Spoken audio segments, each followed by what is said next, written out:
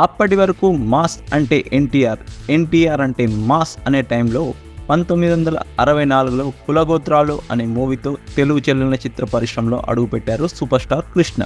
ఆదుర్తి సుబ్బారావు గారు డైరెక్ట్ చేసిన తేనె మనసులు మూవీతో హీరోగా అరంగేట్రం చేశారు. తెలుగు చలనచిత్ర పరిశ్రమలో మొదటి సినిమాస్కోప్ చిత్రం అల్లూరి సీతారామరాజు, మొదటి ఈస్ట్మన్ కలర్ చిత్రం ఈనాడు, మొదటి 70mm చిత్రం సింహాసనం, మొదటి డిటిఎస్ చిత్రం తెలుగు వీరల్ దేవర, మొదటి కౌబాయ్ చిత్రం మోసగాళ్లకు మోసగాడు వంటి అనేక సాంకేతిక రంగాలలో మొదటి చిత్రాలను నిర్మించిన ఘనత సూపర్ స్టార్ కృష్ణ గారికి దక్కుతుంది. కృష్ణ గారి సినీ ప్రస్థానంలో ఇలాంటి సంచలనాలు ఇంకా ఎన్నెన్నో ఉన్నాయి. చిత్ర పరిశ్రమలో హాస్య నటులు, క్యారెక్టర్ ఆర్టిస్టులు ఒక ఏడాదిలో ఎక్కువ మూవీస్లో నటించడం సాధారణమైన విషయం. కానీ ఒక హీరో ఒకే ఏడాదిలో 18 చిత్రాల్లో నటించడం చాలా అరుదైన విషయం.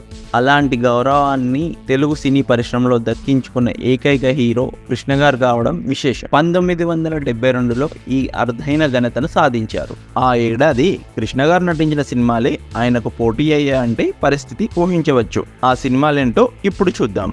మొనగాడొస్తున్నాడు జాగ్రత్త, January 3, 1972. అంతా మన మంచికే, April 19, 1972. మా ఊరి మొనగాళ్ళు, May 5, 1972. గూడు పుఠాని, May 26, 1972. హంతకులు దేవాంతకులు, June 2, 1972. కోడలు పిల్ల, June 29, 1972.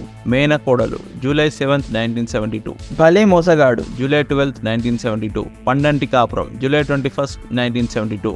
నిజం నిరూపిస్తా, August 4, 1972. ఇన్స్పెక్టర్ భార్య, August 28, 1972. అబ్బాయి గారు అమ్మాయి గారు, August 31, 1972. కత్తుల రత్తయ్య, October 26, 1972. మా ఇంటి వెలుగు, November 1, 1972. ప్రజానాయకుడు, November 10, 1972. మరపురాణి తల్లి, November 16, 1972. ఇల్లు ఇల్లాలు, December 7, 1972. చూశారు కదా, ఒకే నెలలో 3-4 సినిమాలు విడుదలయ్యాయి. టాలీవుడ్ చరిత్రలోని ఇలాంటి ఘనత ఏ హీరోకి దక్కలేదని చెప్పాలి.